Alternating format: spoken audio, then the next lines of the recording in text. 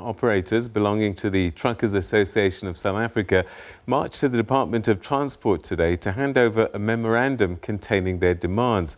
They're calling for the trucking industry to be regulated, cross-border permit reviewed and opening up of emerging truckers. For more on this, I'm now joined via Zoom by the President of the Truckers Association of South Africa, Mary Phadi. Thanks so much indeed for joining us and welcome to the program. Good evening and good evening to the viewers. All right, so give us a bit more background as to this list of 3 major demands that saw you take this action.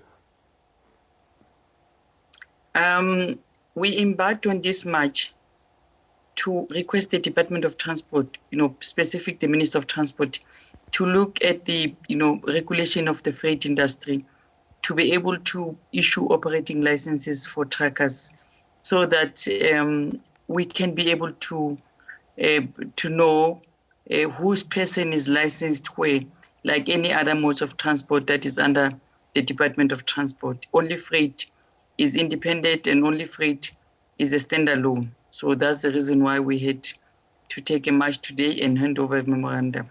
All right, so tell us about the way it's regulated at the moment. One would think that, who's driving and what they're driving is quite well regulated, but that doesn't seem to be the case. Yes, you'd make an example with any mode of transport, maritime, aviation, buses, taxis.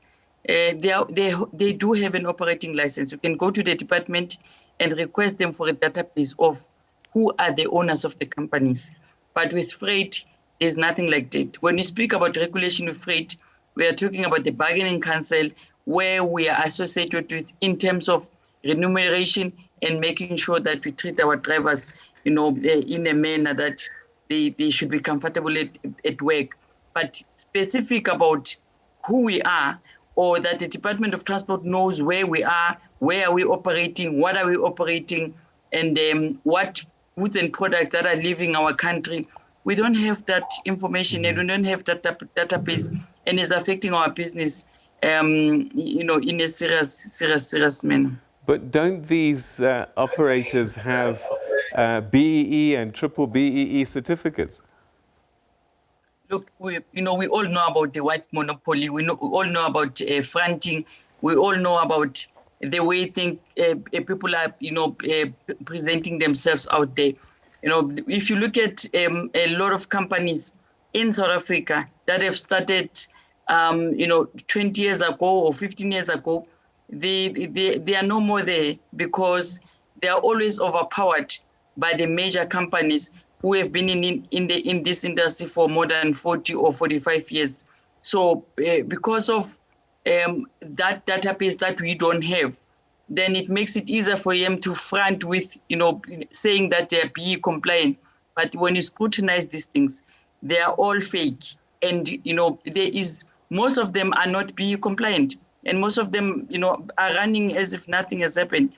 We have, quite a number of companies that we are aware of that are running without, having a PE partner or without being worried. They are fronting with our black brothers. All right. So what you're saying is that genuine black advancement in the trucking industry is just not happening. It is not there.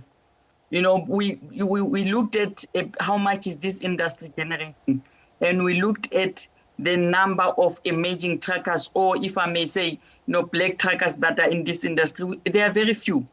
And therefore we realize that even those few truckers, from time to time, you see them in business and you don't see them in business, 10, 15 years down the line. And the cause of that is because most of the time, these, big advantaged companies tend to go and bid with so-called tender that we are thinking that is helping us. They will bid against the higher price that you'd expect any transporter to charge. They bid very low, and therefore they take us out of business because we are not stable. We are not. We have not been in business for a very long time. They can be able to cover themselves.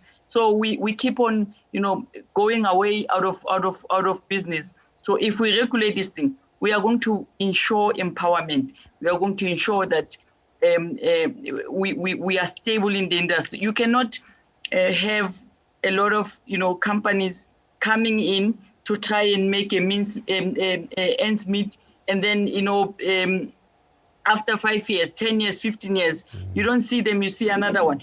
So we feel that we have been recycled as truckers, as black truckers. All right, so you're also concerned about cross-border permits and saying that these should also be subject to BEE rules. Definitely. The triple BEE policy, in the actual fact, you can even call it a scam, because there are companies that are triple BEE compliant, but they don't have a physical partner. They triple BEE, as long as you take your 30% away to the community, then you can use that to get a certificate that says you are BEE compliant.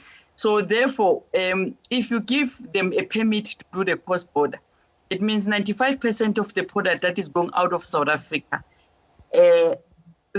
if I may mention, up to 1 or 0.0009% is the transport that is coming from South Africa as a black company. But that whole 94 0 point something percent is been taken by the white companies, and none of our members are transporting any goods out of South Africa and have a direct contact with any company. All right, and perhaps finally, as we start to wrap up, how have you been able to manage the tensions that we've seen in recent years with drivers that are foreign origins driving trucks, and the violence that's been meted out against them?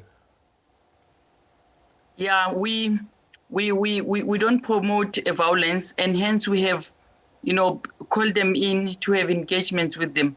We had a meeting with them, and that meeting we feel that it was fruitful, because it has given us a way forward. Look, when we started in this industry, all of us, we did not know. We were just like overlooking other things. And as you continue with being in business, you start realizing that there are so many concerns and the issues that are raised by some of the truck drivers. So we have looked at the issue, and we have spoken to them to say, let's find a way or a solution to find each other halfway.